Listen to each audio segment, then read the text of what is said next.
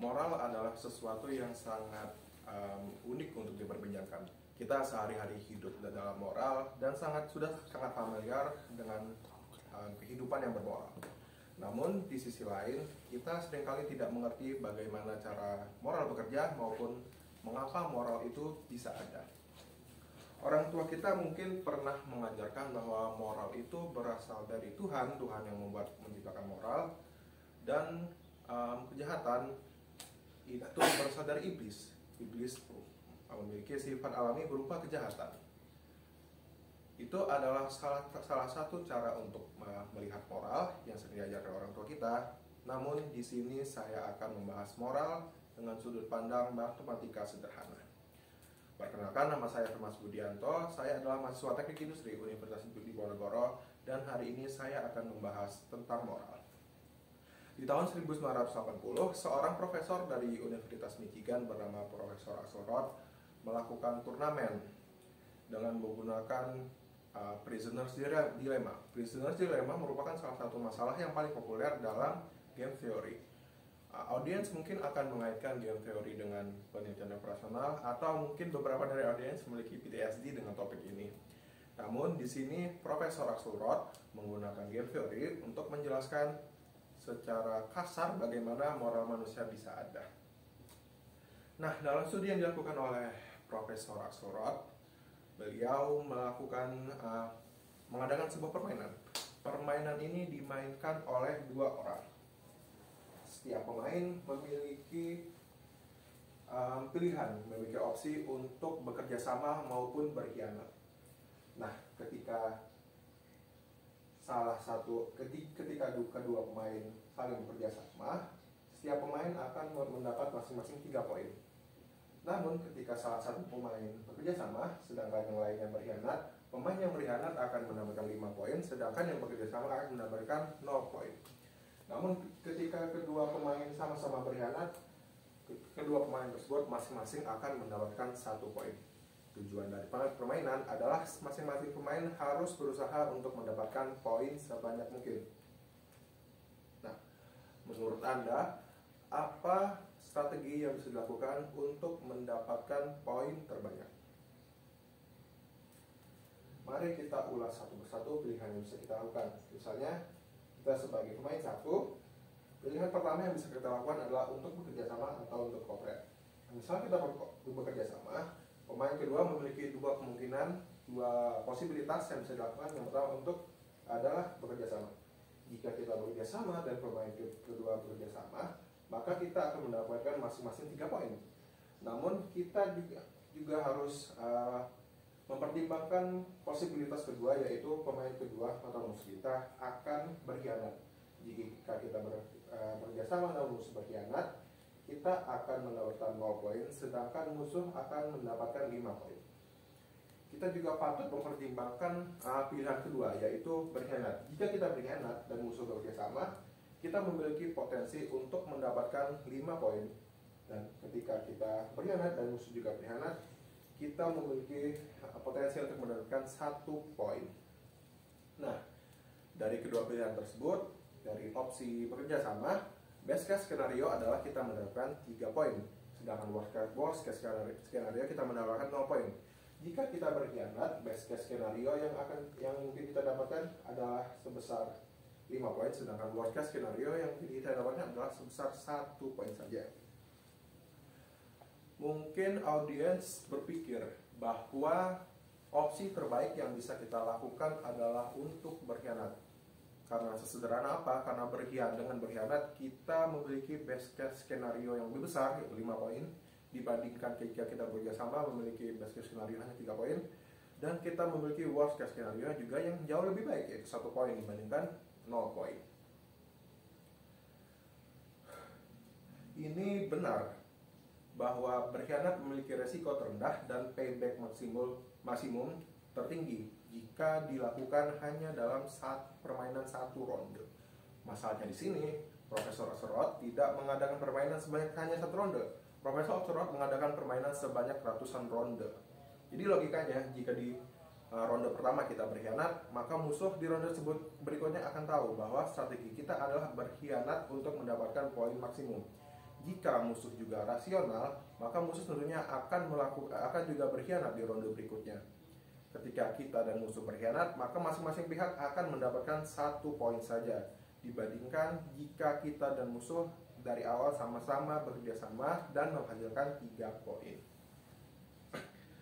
Nah, dalam studi ini Profesor Oxford membuat sebuah sayembara bagi siapapun yang dapat membuat strategi terbaik yang bisa menghasilkan poin terbanyak. Nah, strategi ini nanti dikumpulkan dalam bentuk program komputer.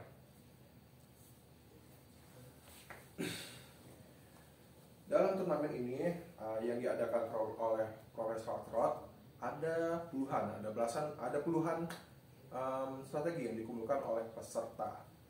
Coba audiens tebak strategi seperti apa yang akan menghasilkan poin terbanyak. Apakah strategi yang terus berkhianat untuk menghasilkan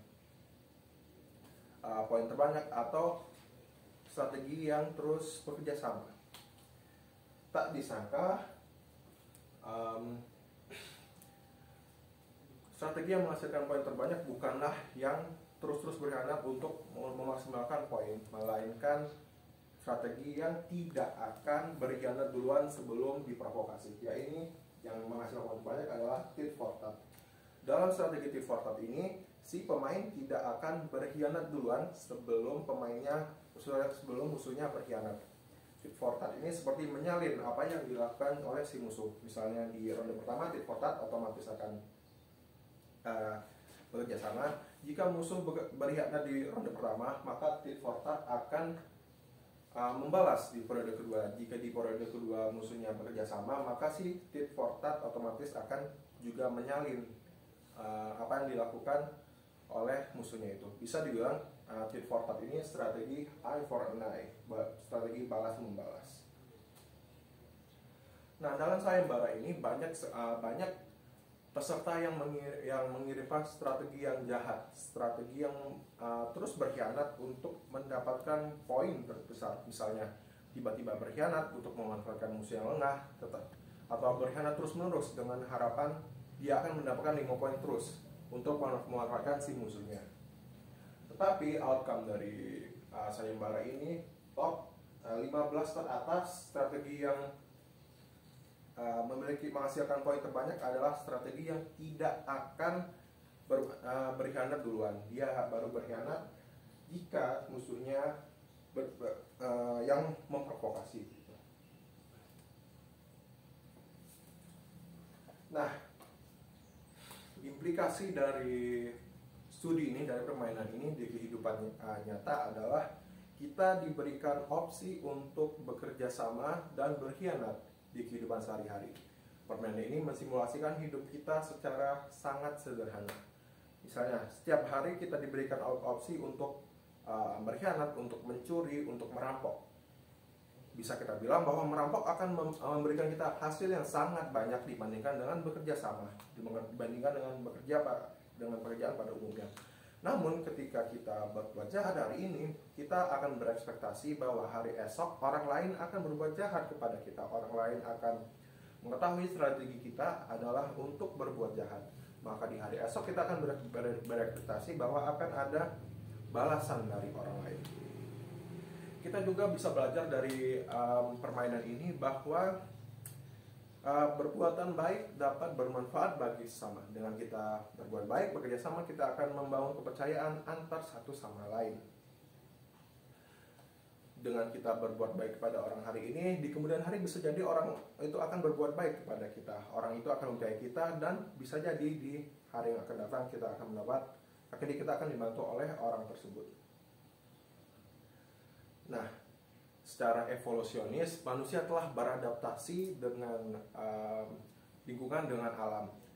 Nah, setelah ribuan tahun manusia eksis, manusia ada, manusia telah belajar bahwa cara untuk menaklukkan alam adalah dengan bekerja sama, dengan membantu sama lain, dengan berbagi bahan makanan. Secara ribuan tahun, kita telah tersaring melalui proses evolusi bahwa orang-orang yang bekerja sama cenderung akan memiliki kesempatan survival yang lebih tinggi dibandingkan orang yang bekerja sendiri atau orang yang berkhianat. Pada dasarnya, bekerja sama satu sama lain akan memberikan payback yang tertinggi secara long run, dan bekerja sama adalah cara yang sustainable untuk bisa bertahan hidup. Dari nenek moyang kita yang telah belajar bahwa bekerja sama akan memberikan kesempatan kita untuk hidup, kesempatan terbesar kita untuk bisa bertahan hidup di alam.